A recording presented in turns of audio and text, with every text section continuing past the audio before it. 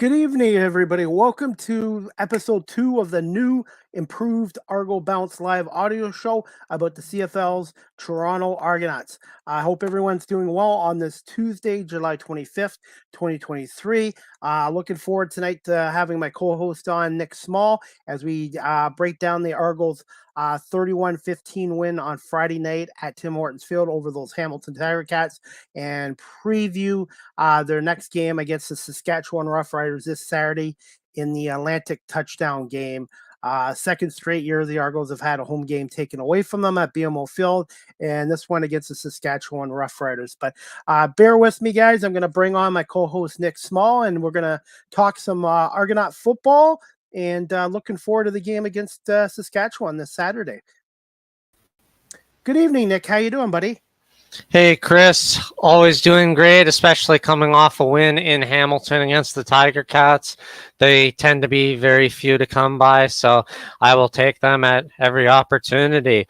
You were at the game as well. What did you think being there on Friday? Yeah, I got a different perspective being a member of the media instead of being a fan. This is how I thought it went. Obviously, the first play of the game, the Tiger Cats defense did a nice job. And then on second and 10 or a second and 11, Chad Kelly made that unbelievable throw to Dijon Bassett for 50 yards. And that basically started the Argos up. And what can I say about the Argos receivers? Brissett had a great game. Coxey, again, had a solid game. Curly Gittins Jr., I thought, played his best game of the year, and he looked healthy Agreed. Out there. And he had 6 catches for 69 yards and a touchdown. And then Devaris Daniels, we can't forget about him as well. So I really think that opening throw to Brissett for 50 yards kind of started the ball rolling for the Argonauts. Yeah, I have to agree. I've heard already, it's kind of funny jumping right into talking about plays of the game and thinking that it could have been the very first real play, that outstanding catch. But yeah, it kind of set the spark early and got everybody fired up and really set the tone for the rest of the game. It was like on a play that was seemingly, watching it from where I was at behind the Argos bench at around the 10-yard line on the Argos side. So I was on the opposite corner, but watching the throw go down and I was seeing it go and thinking it was behind him and to the left, and there was no way he was going to turn back and be able to catch it. And for Brissett to do that, it already kind of instilled, I think, an early hushed tone for the crowd in Hamilton and be like, oh, great, it's going to be one of these games where they pull every kind of stunt out. And they did do that pretty much for that first half. Chad Kelly was absolutely outstanding there, and they really set the tone early. And while I don't think the second half had quite the same impact, I think they went into a little bit of a cruise control mode. They didn't have the same kind of intensity. Kick in the butt. Yeah, that second half intensity to keep going. It was a really good game overall from them, and they did what they needed to do to pull out a win in Hamilton, which is not something that comes by very often for the Argos and isn't easy to do. From what I saw up in the press box, Chad Kelly's got such confidence, such great command of that offense, and he has a quick release. Even when they pressured him, he knew enough to get rid of the ball. I think he only had maybe 2 bad passes the entire night. And what I like about this Argonaut offense is they've got more weapons than they did last year. And I like the fact that they have a deep threat. As much as everybody likes McLeod Bethel-Thompson, great guy, whatever. Chad Kelly has that one extra dimension that McLeod Bethel-Thompson doesn't have, and that's the deep ball. And I just think this Argonaut team right now, as long as they don't beat themselves, they should have a great year. And what I like about this game as well, Nick, again, the Argonauts had no turnovers, no interceptions, no fumbles. You play a clean game, you're generally going to win in the CFL. And I like the fact they cut their penalties down from 157 against Montreal to only 6 for 68. There was still 1 or 2 penalties. I kind of was like, but I think they did a little bit better job with the discipline in this game. Yeah, the one I think of that comes to mind is there was the illegal side block there on the interception return that I think might not have gotten called if he didn't hit the guy straight into the referee. which I don't think was intentional, of course, but it happened. So I think that was kind of part of the reasoning for that penalty. And then there was also the I think it was Brinkman who had the face mask on the one sack, and I thought that was even less blatant than the Grey Cup one that Robbie Smith got, but. It got called, so it is what it is, and you move on. And but yeah, speaking of success, well, they're 5-0 for the first time since 1960, and if they can keep it up this week, we're talking 1935. I dug up some statistics from that season just to kind of bring up some things. So you got to keep in mind they only played. So they were 6-0 to start the year. They only played 9 games. They went 6-3, so they lost the last 3, and because they lost them, they failed to make the playoffs that 1935 season, the last time they went 6-0. And I talk about Joe Kroll and Royal Copeland, the Gold Dust twins, being great stars, and you can look at Lionel Conacher, but you have the Stukas bros, Ennis, Paul, and Bill Stukas as the three kind of core guys, celebrities, I guess, of that day. They're the Gold Dust twins back then. And if we're talking about coaching as well, Lou Heyman was head coach, and I think I might be wrong, but I think it was his first year head coaching, and he holds the record among the Toronto Argonauts coaches. He's the only guy above Dinwiddie in coaching record as it stands right now. Ryan Dinwiddie's 25-12-0 with a 67-68% win percentage. Speaking of which, he jumped above Jim Barker with this win too. Jumped to 9th all-time on the Argos coaching wins list. Ted Morris is next, who has 25, so he needs 4 more wins to jump to 8th. Lou Heyman, though, went 40-15-2 with a 0.72 win percentage. So Ryan Dinwiddie's got to keep this hot streak going a little bit longer if he wants to catch Lou Heyman, but certainly made a name for himself with such good play. One thing I would say, and I agree with Coach Dinwiddie on this, is that they try to put every game behind them and start next week 0-0. Because I tell fans this too. It's not how you start the season; it's how you finish it. And it's a good start. The Argonauts are a great start they're off of, but it's still a long season. And I'm just saying, last year Winnipeg was 15-3, didn't win the Grey Cup. The 88 Argonauts went 14-4. So I'm taking the same approach. As a media, I got to be neutral, but as a fan and doing the show with you, Nick, I'm just taking 1 week, 1 game at a time. I don't want to get too carried away with stuff because, like I said, the only thing that matters at the end is winning the Grey Cup. Nobody matters. Yep. Nobody remembers what your regular season record is unless you win that championship trophy. Yeah, well said. And that brings kind of a good segue coming into this week's game, because you have them coming into quite a similar situation here with Saskatchewan as you do with Hamilton. You have a team who's out there starting quarterback. Trevor Harris got injured. He's kind of on the indefinite injury list. It sounds like his knee injury is pretty serious. It could leave him maybe not the whole season, but at least not till late. You had Bo Levi Mitchell being out. So they're similar with injuries there. And when you compare kind of Tyler Powell and Mason Fine strategizing for this coming week, you kind of have a very similar scenario where they put up almost identical numbers. I think they both had like 268, 270 yards and that kind of passing yards, but they were throwing a lot of kind of short passes, taking what the defense was giving, going to the checkdowns, and kind of only chipping 6 or 7 yards here. And I think the big difference when you saw in the Saskatchewan BC game 2 nights ago, or 3 nights, was the lack of touchdowns, the inability to power in the red zone, which was something that our previous Toronto quarterback got criticized for a lot, even though the stats didn't necessarily back it up. So when you're looking at this kind of scenario, it's a really interesting thing to get in, because on paper you can see a potentially very similar game this coming week in the Atlantic Bowl, but then you also have some key differences as well. Okay.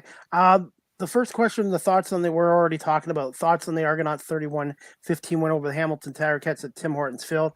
I thought the first half they were pretty good. The second half they kind of were a little not lethargic, but they just were in cruise control. And when Yeah, they needed, when Hamilton cut the lead to I think 24-15 or something, they got that final touchdown, that final blow in. And one thing I wanted to say, Nick, about this for this question is I think the Argonauts defense did a good job on running back James Butler. They really shut him down. And Tim Waite only had 2 balls or 1 catch the entire night. They really took Butler and White, 2 of their best offensive players, out of this game. yeah, you're exactly right, and I think that was the whole key for their whole lineup, because you see the way that they then defended it the rest of the game, and that's what kind of led Taylor Powell to be able to dump just kind of short 5-yard passes and catch and run like it. And yeah, in that second half, it was definitely a lot more Cat possession with the football. The Argonauts took advantage of their great the special teams punting with John Haggerty. And yeah, they weren't quite gunning it as much offensively as they did at the beginning of the game, but being able to sort of shut down their 2 key guys and then just not letting them break many big plays, they just kind of let Hamilton run the clock out, trying to march to the field down the field. And yeah, it led to a couple scores, but they were battling the clock, Hamilton, as much as they were the Argonauts on the scoreboard. And then yeah, once they kind of got within arm's reach, like, oh, was it potentially a comeback time, then they just march down the field and make a really big dunk and kind of twist the knife and put all the hopes away. And at least this time, unlike the Labor Day game last year, at least the Hamilton fans stayed till I think that was around 2.5 minutes to go when they all left, rather than the Labor Day game when they were all gone by like halfway through the third quarter. So at least it kept it competitive and made it interesting, and it was a lot of fun being there. What I think there's a bit of a stigma, which I think is going away now from Toronto fans going to Hamilton for games. And I got to tell you, the fans in Hamilton, especially in the tailgate area, they're awesome people. Like, yeah, you'll take a grain of salt and know you're gonna get Argo suck cheers coming your way, but yeah, some of the people I know, like Corey and Manny and everybody else who was there, they treat us Argonaut fans with at least some appreciation and respect as CFL fans, if not as Argonaut fans to their arch nemesis. But you do get respected there, and they show you a good time, and the hospitality was honestly really good, and with them hosting the Grey Cup this year as well. And I think it's, there's still a long season and anything can happen, especially in the East Division, but you kind of worry the Argos might run away with it, and you might have them having to play in your own barn. I'm glad they're showing the hospitality even to us, and I got to tell more Argos fans, if you're afraid of going, like, don't be. Come hang out with us in the tailgating section. You'll meet Ticats fans. You'll meet us. You'll meet fellow Argonauts fans. We'll all band together. We'll go as a team, so you don't have to worry about being alone. It'll be a great time, and especially if you sit in that Argos bench with other Argos fans, you've got the perfect ratio of Argos and Ticats. It makes for such a really fun atmosphere to watch football. We have somebody watching or listening to our show, Zachary. He's already saying, hi, Chris. Hi, Zachary. Go Argos, go. And Zachary had a point here, too. Samoy Lawrence was very quiet in this game. He did not hear his name called that much in that game. Yeah, Lawrence and Edwards, both on the defensive side. I think part of the problem is that Hamilton just doesn't have that much depth right now. So and we saw that with White and Butler on the offensive side too. You kind of just play away from those key guys, and I think that was what kind of the Argonauts' main strategy was, because they ran a lot of kind of, especially later in the game when things were ahead, they ran a lot of sweeps and swing passes. Early on, they kind of managed to attack the middle a bit better, and they found a lot of openings. But yeah, they were just kind of playing away from their best players, and it sort of it didn't always necessarily work in terms of getting big plays out of it, but it also didn't cause any big mistakes to happen either. So, and yeah, it kind of became a bit of a dull second half, but it did exactly what they needed to do. And the Argos didn't need to try anything fancy. They didn't need to try any crazy trick plays. They were in a situation they needed to. And if you're Toronto, why would you do that against Hamilton when you can save it potentially for maybe this week if things go iffy against Saskatchewan, or more likely next week against Calgary, in Calgary, a place where, like in Winnipeg and in BC, you haven't played well in years past. I think you need something out of the box to kind of stun the crowd early, like they did in Hamilton with that crazy catch by Brissett. One thing, the Argos won this game, obviously 31-15. I just thought they let Hamilton hang around, and Hamilton thankfully shot themselves in the foot with undisciplined penalties. They had 12 penalties for 100 yards. If they let teams like Winnipeg and BC and even Calgary do that, they might get a different result. So going forward, I just would like to see this team play consistently for 4 quarters. Yeah, I don't think they played bad in the second half, but they just let the Cats hang around and hang around. And I've seen it over the years watching football. When teams do that, that can sometimes backfire on you as well. Yeah, it can, but for some reason I don't feel that same way with this Argos team, because they've been in this situation where they've had a lead, and so far they haven't done anything truly colossal. Like, you kind of see where last year Dinwiddie got blamed for some mistakes like time management last year. In the year before, I think you kind of see them learning like that, and there was that article written. I don't know if it was Hogan who wrote it or if it was someone on 3 Down, but someone wrote about it and spoke about how it was. He was kind of been handcuffed to game. Kelly has been handcuffed by Dinwiddie to game management. I don't really like the way it was worded, but it does bring home the good point that they're understanding how to play and defend a lead and to play it smartly. And there wasn't this kind of sense of fear I had that, oh no, they're gonna lose it, like in the way it was, say, in the East Final there, when they let the 2 kick returns go for scores, and then it turned the wave and just everything went terribly after for Toronto. You didn't have that same feeling, just because it took so long for the Ticats to build these drives to get down there, and they ended up going 0 for 2 in the red zone. Anyways, I think that's wrong because they did have the run play after, but like compared to Toronto, they were 3 for 4 in the red zone. So yeah, I think go ahead. Yeah, sorry. Yeah, I just think they played it smart and they did what they needed to do. And yeah, it wasn't flashy way to do it, but there wasn't really a need to be. What did you like about the game plan against Hamilton? I'll go first. I like the fact that they attacked Hamilton's secondary right off the bat, and when they needed a big throw and a deep ball, they got the actions. And I like the fact that they got Gittins Jr. involved in the offense early, and then he got his touchdown. And Brissett, I think, only had 1 catch, but it was a hell of a catch for 50 yards. So I like the fact that they got Gittins involved and they got that passing attack going right away. And in the second half, when the passing game kind of sputtered there, I think got to give Hamilton some credit too. They did play hard. I think AJ Ouellette, I think he only had 10 carries, but 84 yards. So that's another thing the Argos have. If the passing game kind of stalls out there, they always have that running game where AJ or Harris. Harris didn't have a great game, but AJ's for 10 carries, 84 yards, that's pretty damn good. Yeah, Andrew didn't get the ball too much this game. And to be honest, when I saw it, I was kind of surprised how many yards Ouellette actually ran for, because it felt like he didn't really get too many yards. There was the one big play where he carried like 3 guys on his back for 40 yards, which made up the bulk of it.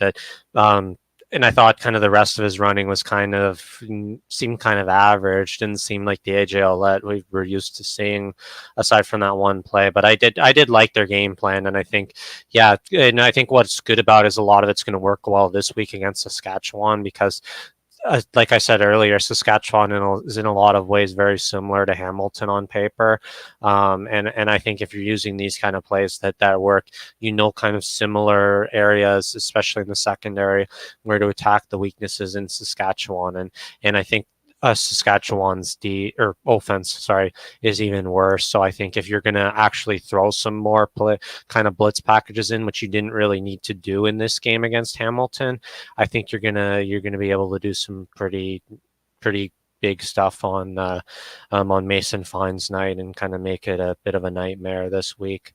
Yeah, the other thing I guess kind of think of those the special teams and to cover the special teams thing, I thought it was pretty brutal and embarrassing when, and it says a lot about Jake Reinbold as a coach for the special teams coordinator for the Hamilton Tiger Cats, running the exact same trick plays we ran against Montreal. It was frustrating that they were able to run the exact same things and stun our coverage team, which should have expected it, having it been run against them last week for the practice against Montreal. Thankfully, it only cost the team 3 points, I believe. I don't think, they didn't get a touchdown until the end of the game. So the defense, they bent in that game, but they didn't break. And when you hold a team to one offensive touchdown in a CFL game or in the NFL pro football, you're generally going to win. But Hamilton, you got to give them credit there. And Nick Cross made a great catch, and they executed well there. But the Argos defense didn't break, and that was key in this game. Yeah, Jeff Reinbold, my apologies. So like I said, Jake. Yeah, but the thing that also kind of I found was annoying with the one play, the onside punt, was that the guy who initially tipped the punt was onside or who caught it. But I'm not sure about the interpretation of the rule, but there was another guy who was definitely 100% certainly not onside within the 5-yard bubble. So I always thought it had to be like it. Just because one guy touched and was onside, you can't have someone else offside be in that circle, because if they, interfere or kind of stand in the way of the returner, I thought that probably should have been called the no yards anyways. But that was something that I guess could have been challenged, but ended up not being looked at. Talking about other great plays of that game, like kind of touched upon Peter's pick in the legal block. What did you think about Stigger's deflection there in the end zone? I thought that was another potential play of the game. That was spectacular. And I was right there in the corner when he did it. And I was like, I think I got a replay of it, which I think I uploaded on my Twitter. So if any of you guys are following me there, check it out and you can see the deflection from up close. Yeah, he's only 21 years old. And yeah, insane. And you know what the scary part is? They're missing a ton of guys with injuries, and they're missing Maurice Cornell. Imagine when he gets back onto the field, how much better that secondary is going to be with him on as well. So yeah. So I'm looking. I think Maurice Cornell is gonna. I don't know. I can't speak for this week, but I think he's very close to returning, and I wouldn't be shocked if he plays Saturday against Saskatchewan. Yeah, their depth was their saving grace last year and a lot of times, and it's pulling through again this year. I think they had 6 additions to their injury list this week in Hamilton. They had, like, Sean Oakman was off and on the bench, and you're still dealing with injuries to Jordan Williams, and Enoch was still out. And I saw Enoch after the game, which was really good to see. And, he's in good spirits, and even despite not playing, being there as a leader for his team. And it's the same as Sean Oakman. Like, I give him a massive amount of respect, because it's so easy to just use your injury as an excuse to stay at home, but to be there and to continue supporting your fellow teammates and being there for them and all that it's so important, and it says a lot about the character of these guys. And that's my next question: is how important is having this depth to this 2023 Argos team? And this team, it's still early in the year, but I feel this team is even stronger than last year's team as of now. Yeah, I think you're right. I mean, even the one, I think I've said this before at practice watching, but the one guy I gotta bring up that sort of epitomizes it is the backup kicker that they drafted, Alfredo Cachuz Lazota, that they got from the Mexican League. It's like I'm watching him kick, and he's like only like 5 yards off on his punts and field goals from being like another John Haggerty and Boris Beatty combined. Like it's insane how good they are, just top bottom through the lineup. And yeah, with maybe just quarterback kind of being the backup spots being kind of the only spot that's potentially not the same level of talent down low. Yep. Oh, everywhere else, they've just got always have someone who's capable of being that next man up, which is just such a fantastic thing to see. The only concern I have, and I was talking to some guys in the media, obviously Chad Kelly, he plays the game the right way, but you've already seen 4 out of the 9 CFL starting quarterbacks out with injuries. And I do like Cameron Dukes and I like Byron Scott, but this team is built to win a championship now. Let's not kid ourselves. If Kelly's out for like 2 games, it's one thing if he's only out for 1 or 2 games, so no big deal. But let's say Kelly's out for 4 games or 6 games, or God forbid, even more. I'm worried about having 2 young, inexperienced quarterbacks trying to take this team to a championship. So I still think they might tweak their quarterback situation by maybe September, possibly. Yeah, I think it all depends on who's available because, as you've seen, like the market is thin. That's part of the problem. That it's not like we've got a plethora of guys like in years past where we don't have enough teams for them. It's kind of the opposite problem right now where it's kind of next in line in some places, and it's good to see that some places are figuring out their situation. You now know Dane Evans is off the table with Vernon Adams potentially being out for a while. That was a smart move by BC. That was a smart move to get Dane Evans. Oh, yeah, and more importantly, not trading him to Ottawa or Edmonton like everybody was claiming to. Yep. Smartest thing they did was hold on to him just in case something like this happened. But Ottawa's now seemingly found their man in Crum, and man, he is so much fun to watch. I'm really happy for him to succeed because of just how well he looked in training camp. It's if there's one positive thing is Ottawa kind of being able to stir the pot now and being back into the win column again. It's in 2 spectacular overtime wins. It's amazing to see. And that game was back and forth, and no lead in the CFL is safe. And in this CFL, you got to play right to 0 seconds. And got to give Ottawa credit, man. They haven't had a lot of success winning in Calgary. A lot of teams don't win in Calgary because Calgary's been so good at home for many years. So you know what? Right now, obviously, the Argos are the team to beat in the CFL East. But Ottawa right now, I feel, is the second best team in the East as of now. Yeah, I don't count out Montreal though. They've got a pretty big statement game this week. That'll kind of they as I said, they had a really rough schedule. I mentioned the gauntlet all leading up to their game against Toronto. They had to play 2 really tough road games against Winnipeg or I think they hosted Winnipeg and then they were in BC and then they had to host Toronto. So a lot of travel, similar to what Saskatchewan has to do now as well, coming from BC to now play us on the other side of the frickin' country. How, again, who in their right brains thought that was a good idea? But so Montreal doing that and then playing us. They've had 3 really ridiculously tough games, so now they're kind of back on rest, and they have an important home game against Calgary, and we might be jumping picks a little bit, but I would not sell Montreal short over Calgary this coming week. What do you think of Stamps quarterback Jake Mayer, and do you think Calgary made the right decision trading? Oh man, it's so hard to tell. Like he's just been so inconsistent, which has been the problem. He'll get out there and have an outstanding game, and then he'll, like in the Saskatchewan game, and then he'll turn around and have kind of an okay game like he did this past week against Ottawa. Like couple little things that it was back and forth, so it wasn't like he ran away or he was terrible. But then, like he said, other games where he has not looked good at all. So I don't know if it's just been a slow start to the season or if something's being tweaked or if they're just getting more on the same page with game plan and strategy or whatever. Or like they definitely have had a disadvantage with receivers as well. They've lost a lot of their core receivers instead of their quarterback. But yeah, man, I don't know with Mayer. He hasn't sold me yet.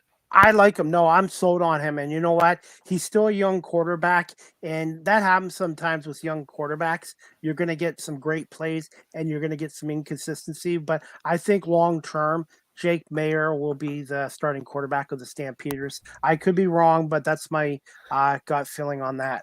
Well, it sounds like we might have to have a little bit of a friendly wager on how it goes with Calgary and Montreal, because I'm definitely backing my boy Cody Fajardo in that game. That's going to be a good game. That's going to be a Oh really yeah, good game. I'm That's looking going to forward be to that one. that's going to be a Get good game. Sorry, go get ahead, your Nick. blowhorn earmuffs ready. Oh yeah, the CFL has been great. Hey, before we get to a few more questions, Nick, before we wrap this up, I was gonna play a post game interview with Hamilton Tiger Cats head coach Orlando Steinhauer after their 31-15 loss to the Argos. Is it okay if I do that now, Nick? Yeah, do we wanna make our picks real quick, or do you want to just go into that and we can do it after? We'll go into the interview, the post game interview, and then we'll continue on. Right on. Sounds good to me. Okay, one sec. And this clip is courtesy of my YouTube channel. If you haven't subscribed to Chris Pomay's Live with CDP Sports Talk, please subscribe and hit the like notification as well. Just one second. I'm going to play a clip from the post game show at Tim Hortons Field Friday night. Taylor towards the time, I thought he did a good job. He didn't get rattled. There's obviously, a couple throws that, he's going to want back, not because they were errant throws, just receivers that he missed that were open. And that's part of the process. And, he'll be better for that. But, we needed to be better. It's not on Taylor, right? So, we needed to, unfortunately, we were in a situation where, he shouldn't have to be back there 40 times throwing the football. We thought we made it into a one-score game to, make a game out of it, and thought we seized a little bit of momentum there. And, then we didn't get the stop on defense. They had the explosion, and the rest was done. But, yeah, I'm proud of Taylor. Like, he's going to be better. He's going to be fine. It's easy to pick up penalties in isolated plays because they may not tell the whole story of the whole game, but you look at Revenberg's penalty, and I know that Chris Edwards had a chirping penalty at Ryan Dinwiddie. Those little details, those things in the flow of a game maybe annoy you the most? Yeah, because those are like repeated pattern. It's not the first time that's happened. That's not in Revenberg's nature. Toronto was egging him on, Chris on the whole time. And, I thought he kept his poise there. I don't know what was said as that happened. I know what the result was. The result was it didn't help our football team when it came to Revs. Obviously we were right there at the doorstep. And that wasn't it just isn't – those things aren't conducive to playing consistent winning football. Medical assessments happen day to day, but did you see anything from Taylor and knowing where Bo is to kind of make a determination over the next couple of days if you'll want Bo to start practicing ahead of next week? Yeah, that's the Bo situation is really in the doctor's hands and in how Bo feels, right? So there's not going to be any rush there. When Bo's ready, we'll be ready. And there's not, Taylor's, our guy right now. And, he'll play better. We'll play better. It's not a lot of time in between. It's a third of the season down. 2-4 is what it is. I'm still proud of our group. I think we have great effort. We have those type of things. There's just things we need to clean up. And if we don't get them cleaned up, we're going to continue to, maybe be 2-4 in the next third. And that's not good enough football. That's not what we do around here. So back to your original comment, Taylor's performance has nothing on hurrying up Bo back. So at this point, you'd expect him to be the starter next week? We'll find out. It's all day to day. I like to harp on things. In the 4 games that you've lost, though, the first half scores have been like ginormous, sort of the wrong way. Anything you can pin that on? Yeah, we're not scoring and we're not stopping anybody. That's every game is different, right? Whether there's a short field, an explosion, those type of things, and it's not favorable. What I have to you got to hold on to is I thought we had a decent third quarter that resembles professional football and competitiveness and get in clawing and scratching. I think they had the field goal there, and again, when you get it to a one-score game, when you can get to this in this league with 3 minutes to go, you should have an opportunity. And I thought that's where we were trending until the explosion happened. So On the first play, after you make it a one-score game, somebody bites in the back door the wrong way. correct. That's what I mean by the Right. explosion for them. Yeah. Thanks. Anything else? I'll ask. Hey, Coach, I wanted to ask you about the signing of Antonio Pimpkin. And when you bring a quarterback in, how long does it normally take for a new quarterback to learn the system? Yeah, I think every quarterback's different and unique. We thought it was important that we bring in some experience. I can't sit here and give you a cookie cutter that it takes this long for a quarterback or for him. I can just tell you he's a professional. He's a quick study. And, we'll do whatever we need to do to try to, win the next football game. So I don't have an answer for you. Everything takes time. Everything takes time. How much? It's really how much you give them. Okay, thanks, Coach. Thank you. Thanks, guys. All right. Thanks, so. All right, guys, that clip was courtesy of my YouTube channel. Oops, sorry, we're still there. The last We all time I good? accidentally, yeah, we're all good. It's just a week ago with my guest, I showed a video and I accidentally cut off the broadcast. So, Oh no. yeah, it happens, but I just wanted to make sure. But that was, I wanted to ask you, Nick, what were your thoughts on Orlando Steinhauer's post-game conference after the Yeah, game? it was great to hear, and he definitely speaks from the heart and speaks with. Sometimes you get a little bit of some of that non-answer kind of answers, but I think he gives a really good sort of perception of things, and it's like, yeah, they're never going to tell you the state of the quarterback coming into the next week's game, but I think it seems like it's really depends on Bo being healthy, and if he's as healthy as they think they need him to be, it sounds like he will start, and especially if he's taking first team reps and being able to take full team practice, he probably will be starting.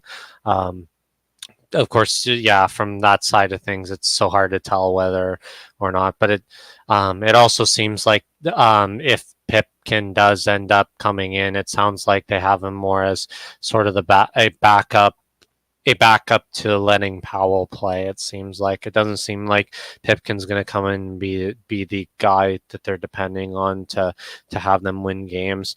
I think if Powell plays the way again, if he does come in this week instead of Bo, if he plays the way he did this week against Toronto, I think it'll be good enough to give him the start. But if like things go really badly, not necessarily an injury, but just like poor play, a couple interceptions, sub 150 yards passing, then maybe we'll see them make a change and have someone experienced like Pippins. But yeah, it's kind of that. There's a lot of tough decisions weighing in the mind of a coach, especially when things aren't going right. It's a lot harder than if things are going well, like in Toronto. Being Argonaut fans, I imagine a lot of the fans are like, I hope Ottawa and Hamilton go to overtime and they end up tying. So I think that's going to be a very competitive ball game Friday. I'm still going to go with Ottawa, but I do like the way Taylor Powell handled himself. The one interception, that was a tip pass. Can't do nothing about that. I thought he made some good runs. His touchdown run was good, and I thought overall for his first CFL start, he was solid. And I was gonna say we're gonna get to the 3 stars of the game for the Argonauts, and my 3 stars for the game, I'm gonna give 2 of the 3 to the Argonauts. I'm gonna go with Chad Kelly as the number 1 star, and I want to go with Curly Gittins Jr. And for Hamilton, I want to go with Terry Godwin Jr. Out of Georgia. I thought he was outstanding in that game. Yeah. In terms of picking stars, I think I would probably say Probably just for that one insane catch alone, I could give it to John Brissett. Defensively, I think I'll give my two to the other side of the ball for Toronto and probably give them towards Stiggers and Darius Pickett. Pickett was all over the field, and Stiggers as well made that fantastic deflection, and he was in there on a lot of other plays as well. So, but I found it was a hard game to pick for the Toronto side because there were a very few limited instances, but yeah, it was a very big team win where there wasn't kind of the same. Like it wasn't like one of the guys like in past weeks where like only Dejon Brissett made catches for like 100 and some odd yards receiving, or just Curly Gins. Like every receiver played well and seemed to have a big play. Daniels did, Curly did, Dejon Brissett did. There were other good catches. There were good defensive plays on all sides, some linebacking core and the secondary. I think McManus had a sack, but he didn't blitz a whole lot. So it's like there was a lot of everything. So there's almost too many individuals to choose from. It was a good team win from that standpoint of things. Absolutely, you summed it up there right there as well. And like I said, offensively, Daniels 4 for 80, 1 touchdown. Gittins Jr. 6 for 69, 1 touchdown. Brissett 1 for 50, but that was an amazing catch, and that really set the tone for the Argonauts in this game. And then Coxey 3 for 43. Cam Phillips is another underrated player on this team, 3 for 39. David Unger the third was not involved as much, but he still caught 1 catch for 13, and then AJ 2 for 12. And they're still missing Marquise Ambles as well. The depths on their wide receiving core is insane. Yeah, Ambles not even having played a game yet, and yeah, I think Unger, the one catch he did catch though was on a pretty important play, if I remember correctly. It was a big first down, so don't have to necessarily have huge yardage. It's as much where and when you catch it as it is just outright yardage. Okay, we're going to just move forward. A couple more questions, and we'll get your CFL picks for this week. What were your overall thoughts, Nick, on the defense after 5 games? And if there's something that you'd like to see improve going forward this season with the Argos defense specifically? Yeah, that's a tough question because I don't think there really is a whole lot they need to improve defensively. It's been tricky because they've come out offensively as well to such massive leads that they have kind of been able to sort of coast a bit in the second half. And there was some sketchy moments in the Edmonton game and I think the BC game before all the interceptions started rolling in. It was maybe a little iffy there, but I think I can't really find much that's at a fault. I think maybe they're at a little bit of a disadvantage on the D line side now that injuries have piled up, and they made that trade to Edmonton. Yeah, maybe that's the only spot that's kind of showing a little bit of a dent to it. But like linebacking core, again, a little bit tough with Jordan Williams and Enoch Muamba out at middle, but kind of shifting McManus there and having Jonathan Jones move over to McManus' spot seems to have worked out. So, yeah, I think overall it hasn't been too bad. So I don't think there really is much that they can do to tweak it. It's just kind of just rotate guys in and keep guys healthy. You've got the depth to do that. So just try to get everybody back to 100% come crunch time. We've got the problem is we've got this Atlantic Bowl. We've got our I think we have our Calgary game, and then we have our last bye of the year before we host Ottawa, and we're going to be playing every week from then on pretty much. So it's just trying to stay healthy through tougher times in the second half of the year. Absolutely. Now, the game against Montreal was not very good for penalties, 15 for 157. This game against Hamilton, what did you think overall the team discipline against Hamilton? Only 6 flags for 68 yards. Oh yeah, it was much better, and being able to egg Edwards into a couple penalties too. If you can kind of do that sneaky stuff that gets the other guy over the edge, it can pay off pretty big later, and it was something that they did really well. And it, you can't complain about that. It's a step in the right direction, and it's only going to get harder because Saskatchewan's really cracked down on discipline this season, and Ottawa's the least penalized team in the league right now. After that, so you got some really important games to look at on that side. Calgary is usually pretty well disciplined too, so just keep trending in the direction. And yeah, you just kind of have to adjust your mentality to not let guys get under your skin and do those stupid things that result in big penalties. And this was the 5th consecutive game for the Argonauts scoring 30 plus points. Do you know the last time the Argonauts started out a season, 5 straight games with 30 plus points? That I'm hoping you're asking me because you don't know, because I don't know either. I hope you didn't look it up, because maybe you have. If I had to guess, yeah, if I had to guess, I would have to imagine it would probably be like most times. I'd say 1990. I was going to say the Flutie era. I would say either the 1990 Argonauts or the 96-97 Argonauts, but I should ask Ben Grant or Paul Woods that, because that's not an easy feat and stuff like that as well. Yeah, I would have to look year by year and kind of see in that time. Maybe in the Ricky Ray era, there was possible. Yeah, I'd have to look week by week to see what the streak was for 30 plus wins at 5 weeks or more. What are your thoughts, Nick, on the upcoming opponent in the 3-3 Saskatchewan Roughriders, who lost their last 2 games at St. Mary's University and Touchdown Atlantic? And what are some keys to an Argo win over Saskatchewan this Saturday? Yeah, I mean, I think I talked about it already a good chunk, but it's very similar to playing Hamilton. I think they're a backup quarterback, fine. Did not really make any big exciting plays or throw the ball deep down the field very much. They scored 0 touchdowns offensively. They only scored 9 points on offense. Jamal Morrill took 12 carries for 11 yards. He didn't even average a yard a carry. So it's like I think this is a team that's very weak offensively, and you don't like saying that because we want to see excitement and big plays, but I think just like the way they treated Taylor Powell, if they leave nothing but the kind of short check down, they'll just wear them down and chew off time on the clock. And defensively on the other side, there's a couple of guys, but nothing that really scares me too much. So just kind of have a very similar game plan.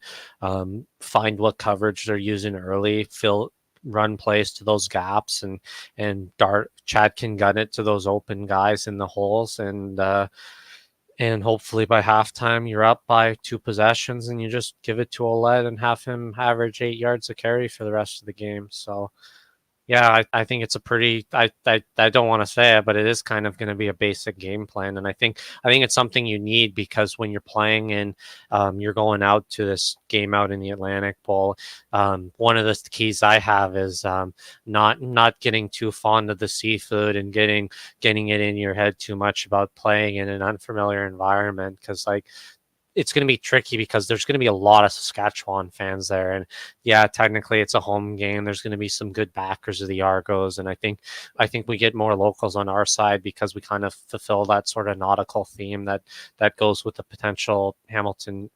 Halifax or Atlantic Schooners expansion. So I think you're trying to, that's part of why the Argos are this team going out there all the time. So, but if you're not getting a full crowd on your side, you got to adjust to that. And I think it works in their game plan where they're not going out there till Friday. So they've got lots of time to buckle things down here in Toronto before and celebrate in Halifax after. Focus on the game is, I think, my big thing. Don't get distracted by all the festivities. Okay, 2 quick questions and we'll wrap this up. Who are some players to watch out for Saskatchewan on Saturday? I got to bring up their roster again because I had it up earlier. I guess to start, Mason Fine would be the guy, their quarterback. I think if he comes out and kind of if he has the same kind of style as Taylor Powell did, I don't think it's going to be quite a good day for them. I think just browsing through their list here, Marl Alford strikes me. Alfred, I would say, Yeah, especially on special teams, he's dangerous. yeah, definitely. And Definitely, yeah. the Argonaut special teams has been weak. Larry Dean, their linebacker has been solid. I think he leads the team in tackles. Micah Johnson, D lineman. So they're Nelson Lacombo at DB. So they've got guys. Tremonti Washington, another DB. So their DB core is probably a little, maybe slightly better than Hamilton at the expense of maybe some linebacking. So they got guys, and yeah, it's just, I just don't think they have enough of that depth like Toronto has that really intimidates me throughout the lineup. So I think it's, and especially on the offensive side, they just don't have the same kind of punch from a receiving and running core. So yeah, I just think the Argos just have to show up and play by their game plan, and I think everything will be all right for them. Like, two of the guys that were on the Argonauts last year who are there in Saskatchewan, Juwan Breskison and Philip Blake, they're both on the 6-game injured list, and I don't expect them to play this week. Like, they've got so. If you thought Toronto's injuries is bad, go take a look at Saskatchewan's, because it's insane right now. No Jake Winicky, no Darrell Walker, no Keon Schaefer-Baker. There's 3 Braden Lennius a 4th. Like, there's 4 receivers right there that would completely turn your lineup around offensively. Yeah, and no Breskison, no Philip Blake on your O-line. There's tons of injuries on their list that just make it so hard. They're down 3 linemen. So I think you gotta put some pressure on Fine and either play the safe route where you only give him those 5-yard passes, or you bring some heat to him like you did against Fajardo in Montreal. Definitely agree with you. Okay, Nick, we're going to wrap it up with our weekly CFL picks. And since we're talking about Toronto, Saskatchewan, we'll go with that. I'm going to have the Argos winning this game 33-20. I think Saskatchewan's going to keep it close, but I have the Argos winning by 13, 33-20. What's your thoughts? Yeah, I'm gonna say they'll get 30 again offensively, but I think part of me says, like, I don't think Saskatchewan's gonna have good offensive production because they haven't. But given how it went against Hamilton, I'm gonna say it's gonna be a very similar score, something like 30-15. I'd like to think Saskatchewan to be able to cover the spread, but I just, especially at 10.5, but I just don't see it. Yeah, I'm going to 30-15. I think Toronto, very similar kind of score to how it was in the Hamilton game. Let's go on then, going chronologically. Hamilton is in Ottawa, which is a pretty big game for both teams. Hamilton could turn their season around by winning at Ottawa. I think could they might compete with Montreal for being the contender in the East, runner up to Toronto right now. I've got Ottawa picked for that game. Who do you have? I have Ottawa as well, and I think it's going to be a nail biter. I think Ottawa's going to win this game 27-24. We'll see. Hamilton really needs this game as well as Ottawa, but I just have to go with the Red Blacks right now because they've won 2 games in a row. They've beaten Winnipeg at home, which was outstanding, that comeback. And then they beat a very good Calgary team on the road. And Hamilton has some issues right now. So I got to go with Ottawa 27-24 over Hamilton. I look for another close game, and maybe Ottawa kicks the winning field goal at the end of the game. Yeah. Okay. BC Edmonton. How much do you think BC is going to win by? I've got BC winning this game 34-13. 34-13. I think the problem. So on the way, if you look at like the Saskatchewan game, it's like, yeah, BC didn't really win by a lot with Dane Evans, but at the same time, it wasn't like he came in at backup and compared to this week where he's being centered around as the guy.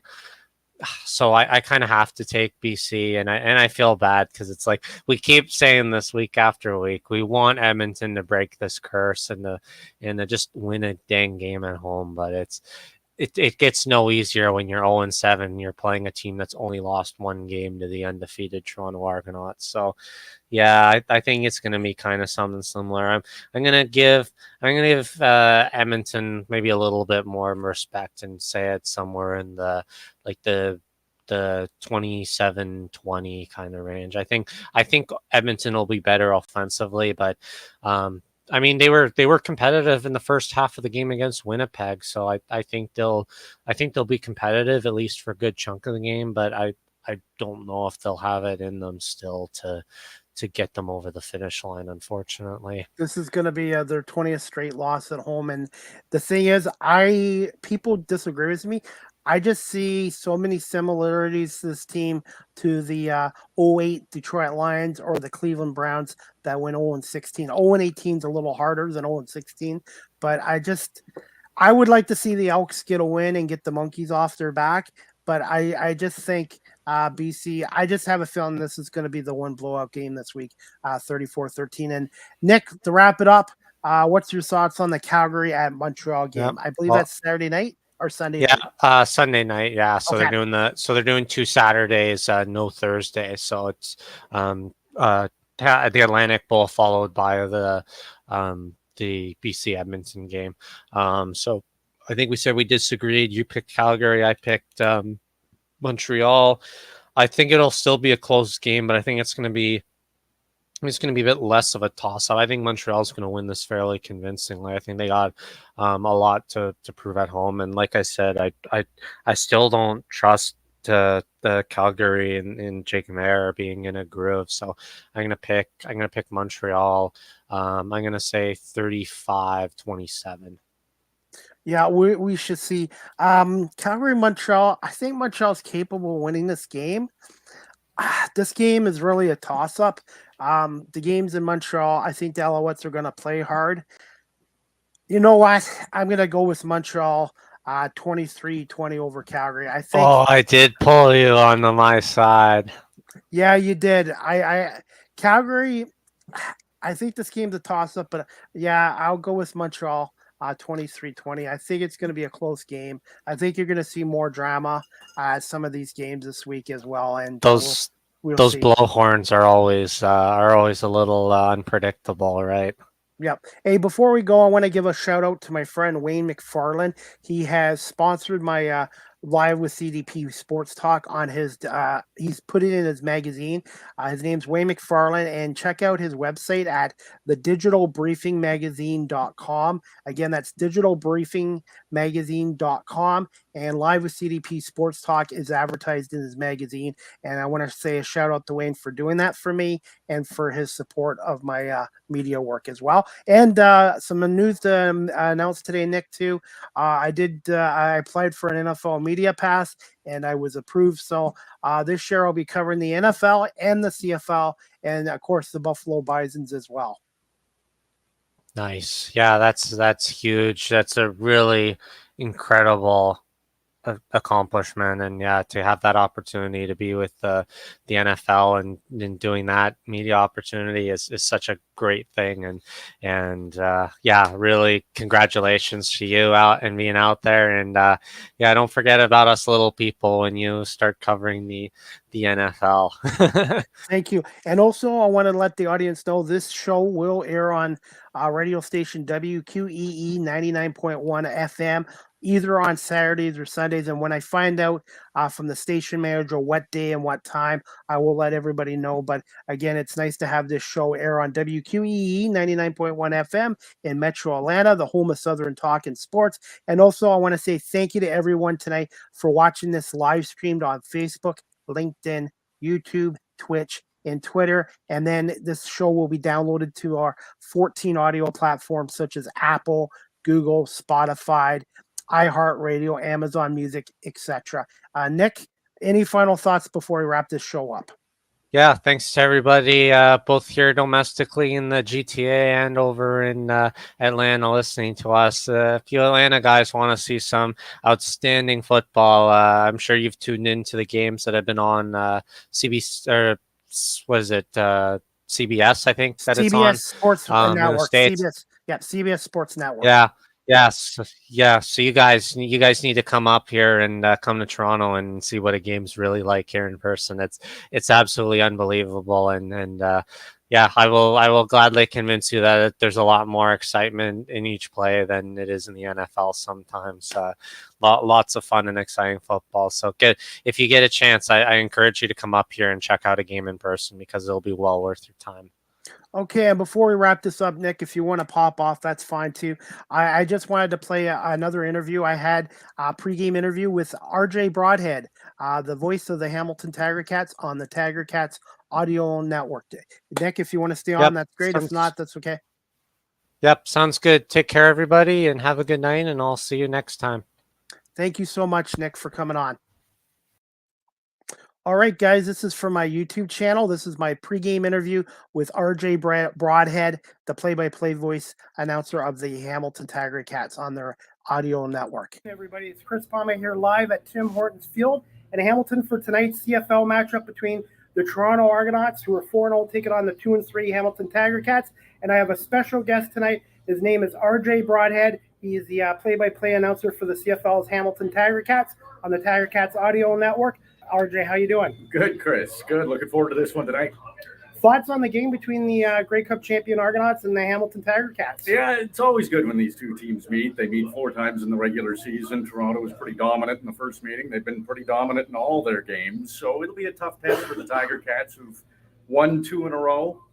But they beat Ottawa. They beat Edmonton. This is a game, if the Tiger Cats want to prove in the first third of the season that they're a contender, they have to perform well tonight.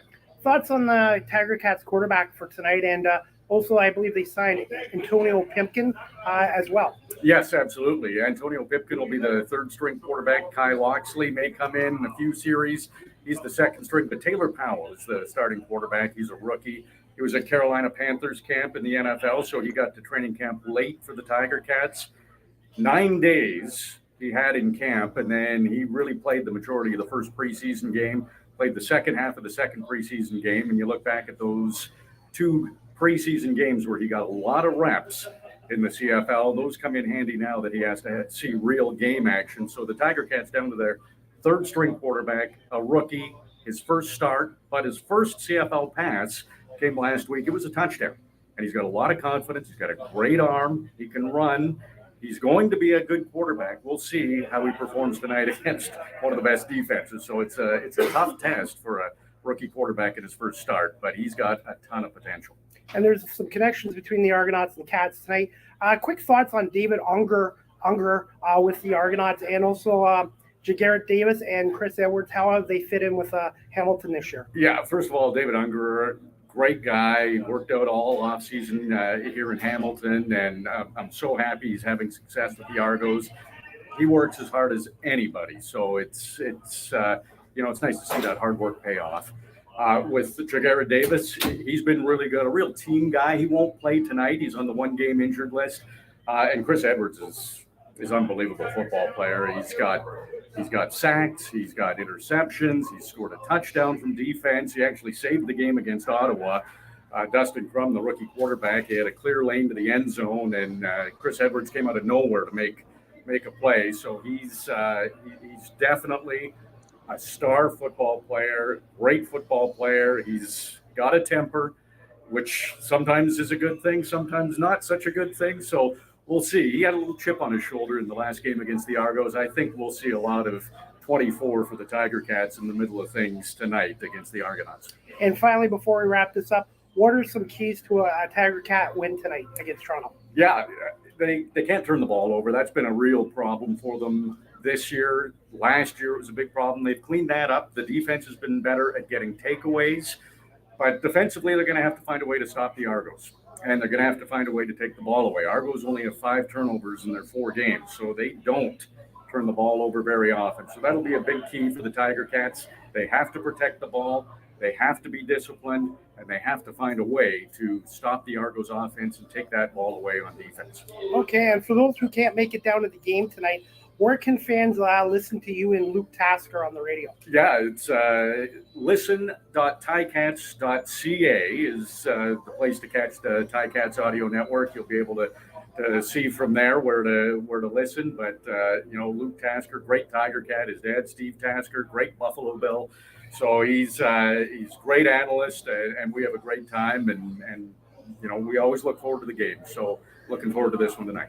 All right. Well, thank you so much again, RJ, for doing this, and I hope you have a great game call with Luke. Anytime, Chris. Ticats suck. All right, guys, that was courtesy of my YouTube channel.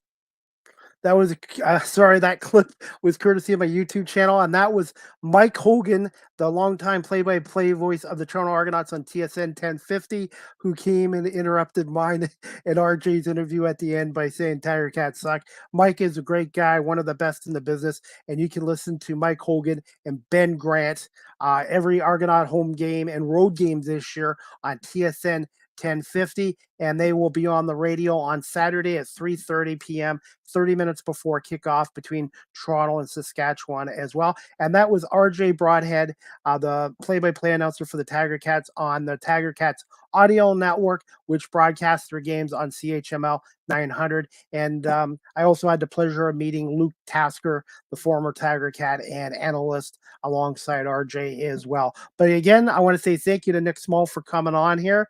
And also, guys, for up-to-date news and stuff, check out the Argonauts.ca website for more information about the team, or you can check out our podcast, the Argo Bounce Live Audio Show, or X's and O's with Ben Grant as well. Again, I want to say thank you to Nick Small for coming on, and thank you everybody watching this broadcast live streamed and also on my audio platforms. And again, to WQEE 99.1 FM as well. Before we wrap this up, guys, the next live with CDP Sports Talk will be I'll do this again, sponsored by Barry Cullen Chevrolet here in Guelph, Friday, July 28th at 3 p.m. Eastern, with my guest Rod Peterson, the host of his own talk show weekdays and on WQEE 99.1 FM, The Rod Peterson Show. He's also a Hall of Fame broadcaster from Western Canada, and for 20 years, he was the voice of the Saskatchewan Roughriders. So I hope you guys can tune in to Season 6, Episode 28, this Friday, July 28th, 3 p.m. Rod Peterson will join me on live with CDP Sports Talk. I am doing my best to try to reschedule with my one guest who postponed last week, Chesney Claire, who's a singer, songwriter, actress out of Las Vegas, Nevada. So fingers crossed we can get her to come on at some point in August or September as well. Again, thank you, everybody, for watching and listening to the Argo Bounce Live Audio Show. Thank you to my co-host, Nick Small, and we'll see you guys next week as me and Nick will break down the game against the Saskatchewan Roughriders. Hopefully an Argo win, fingers crossed. And I hope everyone has a great week and enjoy the CFL action this week. Friday, Hamilton at Ottawa. Saturday, Saskatchewan and Toronto. Saturday night, BC at Edmonton. And then Sunday's game, Calgary at Montreal. All right, everybody, have a great night, and we'll see you next week for the next edition of the Argo Bounce live audio show with Nick Small and Chris Pomay. Good night, everybody.